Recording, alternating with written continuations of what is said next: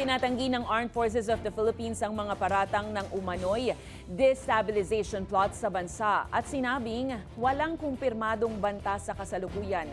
Ayon kay AFP spokesperson Cerzes Trinidad, hindi pa napatutunayan ang mga ulat na kabilang ang implikasyon sa mga retiradong opisyal, kaya naman nananawagan ng hukbo na iwasan ang anumang espekulasyon.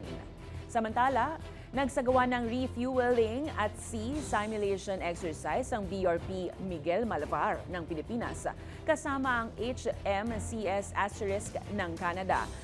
Bilang bahagi po yan ng multinational maritime events nitong Martes. Ginamit ng barkong Canadian ang line-throwing gun para maipasa ang lubid na gagamitin sa paghila ng refueling hose papunta sa barko ng Pilipinas.